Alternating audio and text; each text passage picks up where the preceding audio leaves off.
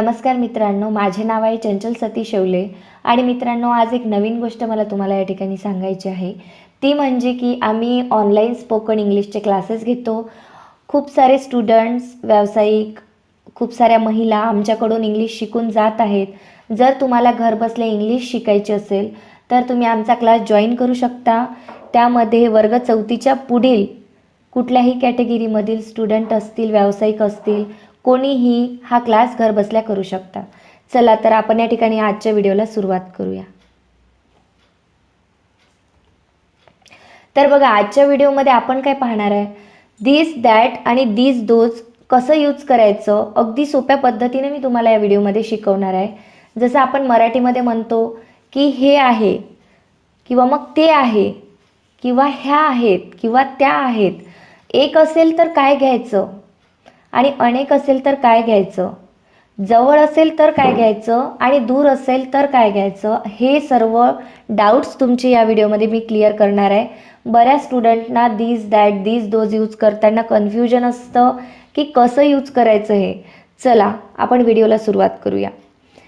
बघा, या ठिकाणी धिस इज आणि दॅट इज. धिस इजचं मिनिंग होतं की हे आहे. जर तुमच्या आजूबाजूनं काही वस्तू आहे पण ती एकच असली पाहिजे, जर आपल्याला सांगायचं आहे एकच वस्तू आहे तर आपण धिस इज यूज करू शकतो. हे आहे असं आपल्याला म्हणायचं असेल त्यावेळी. आणि जर एखादी वस्तू आपल्यापासून दूर अंतरावर आहे, जसं आपण मराठीमध्ये म्हणतो ते आहे, त्यावेळेस आपल्याला यूज करावं लागेल दॅट इज. तर बघा, या ठिकाणी धिस इजचा यूज करताना एखादी व्यक्ती, वस्तू, पक्षी व प्राणी जवळ असेल आणि एकच असेल तर आपल्याला धिस इज यूज करायचं आहे. आणि एखादी व्यक्ती, वस्तू, प्राणी दूर असेल आणि ते एकच असेल त्यावेळी आपल्याला दॅट इजचं यूज करायचं आहे. मित्रांनो बघा, पॉझिटिव्ह सेंटेन्स आपण या ठिकाणी बघत आहे. तर आपल्याला जर म्हणायचं असेल की हा मुलगा आहे, माझ्या जवळ आहे, आजूबाजूने, तर मी काय म्हणणार आहे, this is a boy. This is a boy. आणि तो जर दूर असेल, दूरची व्यक्ती मला दाखवायची आहे पण ती एकच आहे, त्यावेळी मी काय म्हणणार आहे, that is a boy. Next example आहे आपलं, हा फॅन आहे, माझ्या जवळपास आहे, तर मी काय म्हणणार आहे, this is a fan. This is a fan. पण जर फॅन दूर आहे आणि मला असं म्हणायचं आहे की तो फॅन आहे, तर मी काय म्हणणार आहे, दॅट इज अ फॅन. बघा, ही गाय आहे, जवळ आहे, this is a cow. This is a cow. आणि दूर असेल तर मी काय म्हणणार आहे, दॅट इज अ काऊ. हा हत्ती आहे, धिस इज ॲन एलिफंट. जवळ आहे माझ्या, एकच आहे, धिस इज ॲन एलिफंट. आणि तो हत्ती आहे, दूरचा हत्ती मला दाखवायचा आहे, दूर आहे, दॅट इज ॲन एलिफंट. एकच आहे. बघा, ही बॅग आहे किंवा आपण असं म्हणतो ही माझी बॅग आहे, तर आपण काय म्हणणार आहे, धिस इज अ बॅग. आणि जर तुम्हाला म्हणायचं असेल ही माझी बॅग आहे तर तुम्ही म्हणणार आहे, धिस इज माय बॅग. आणि दूर असेल आणि तुम्हाला म्हणायचं आहे ती बॅग आहे, त्यावेळी तुम्ही म्हणणार आहे, दॅट इज अ बॅग. किंवा ती माझी बॅग आहे, दॅट इज माय बॅग. अशा पद्धतीनं तुम्हाला धिस इज आणि दॅट इज यूज करायचं आहे. कंपॅरिझनमध्ये ज्यावेळी तुम्ही अभ्यास करता किंवा लक्षात ठेवता, तुमच्या चांगल्या लक्षात राहतं आणि ते तुम्ही कधीच विसरत नाही. बघा, जसं मी म्हटलं की हे आहे, तसं आपण कधी कधी काय म्हणतो, हे नाही आहे, है ना, ही माझी बॅग नाही आहे किंवा हा माझा पेन नाही आहे, हा मोबाईल नाही आहे, हा टॅब नाही आहे. मग आपण ते कसं म्हणणार आहे. जर आपल्याला म्हणायचं असेल, इथे एक्झाम्पलसाठी घेतलं आहे मी, निगेटिव्ह आपण बनवणार आहे आता, ज्याच्यामध्ये नॉट असतं त्याला आपण निगेटिव्ह असं म्हणतो. ही बाग नाही, this is not a garden. आणि जर मला म्हणायचं असेल ती बाग नाही, दूर आहे आणि जी बाग नाही आहे दुसरं काहीतरी आहे, आपण सांगत आहे कोणाला तरी की ती बाग नाही आहे, तर मग काय म्हणणार आहे आपण, that is not a garden. ही सायकल नाही, this is not a cycle. आणि ती सायकल नाही असं म्हणायचं असेल तुम्हाला तर that is not a cycle. हा मोबाईल नाही, त्यावेळी आपण म्हणणार आहे this is not a mobile. आणि तो मोबाईल नाही असं म्हणायचं असेल तर that is not a mobile. बघा मी तुम्हाला लवकर लक्षात यावं यासाठी कंपॅरिझनमध्ये सेंटेन्सेस घेतले आहेत. हा ताजमहाल नाही, तुम्ही म्हणणार आहे this is not the Taj Mahal. आणि ज्यावेळी तुम्हाला म्हणायचं असेल की तो ताजमहाल नाही, that is not the Taj Mahal. बघा हा बैल नाही, this is not an ox, this is not an ox. आता या ठिकाणी ॲन का बरं आलं किंवा हे ताजमहाल होतं त्यावेळी द का बरं आलं, हे सर्व तुम्हाला समजून घ्यायचं असेल तर आर्टिकलचा व्हिडिओ जरूर पहा, त्यामध्ये हे सर्व डाऊट तुमचे क्लिअर होतील. जसं मी म्हटलं हा बैल नाही, तसं मला जर म्हणायचं असेल तो बैल नाही, तर मी म्हणणार आहे that is not an ox, तो बैल नाही. तर बघा या ठिकाणी आपण पहिल्यांदा पाहिलं धिस इज आणि that is. This is not आणि दॅट इज नॉट हे एकच वस्तू असेल त्यावेळी आपण यूज केलं होतं. आता आपल्याच समोर खूप साऱ्या वस्तू आहे, आपल्या आजूबाजूला आहे. जसं आपण म्हणतो हे पेन्स आहे किंवा हे मोबाईल्स आहेत किंवा हे चार्जर्स आहेत, चेअर्स आहेत.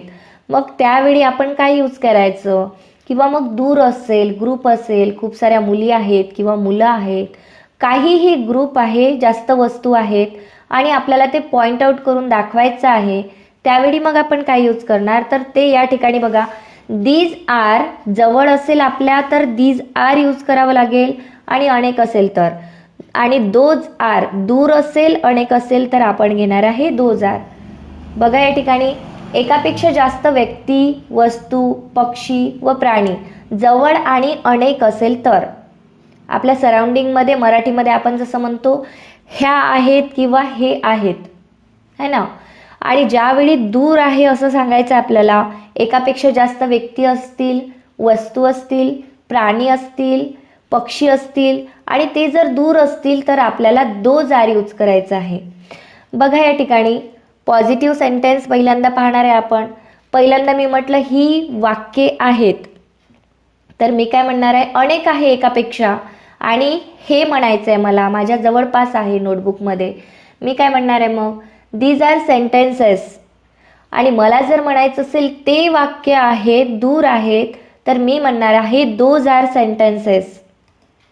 नेक्स्ट बघा हे सुविचार आहेत, अनेक आहेत एकापेक्षा, these are thoughts, these are thoughts. आणि ते सुविचार आहेत असं म्हणायचं असेल तर those are thoughts, those are thoughts. हे विद्यार्थी आहेत, एकापेक्षा जास्त आहेत आणि माझ्या जवळपास आहे, त्यावेळी मी म्हणणार आहे these are students, these are students. आणि अनेक असेल, दूर असेल तर मी काय म्हणणार आहे दोज आर स्टुडंट्स.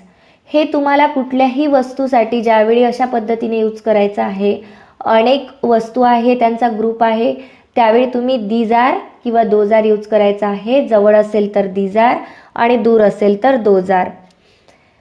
बघा त्यानंतर हे पुस्तके आहेत, अनेक आहेत, मी म्हटलंय these are books, these are books.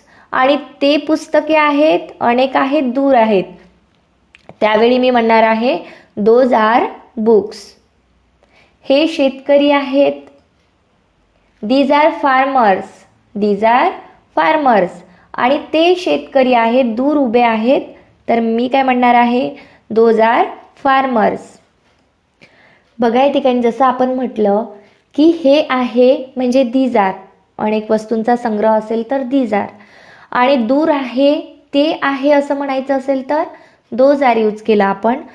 पण ज्यावेळी आपल्याला म्हणायचं आहे की हे नाही आहे किंवा ते नाही आहे, पण ग्रुपविषयी आपल्याला बोलायचं आहे, जसं हे पेन्स नाही आहेत, पेन्सिल्स नाही आहेत किंवा हे कम्प्युटर्स नाही आहेत, तर अशा वेळी आपण काय घेणार आहे ते आपण बघणार आहे. तर बघा निगेटिव्ह बघणार आहे आपण, दीज आर नॉट आणि दोज आर नॉट कसं यूज करणार.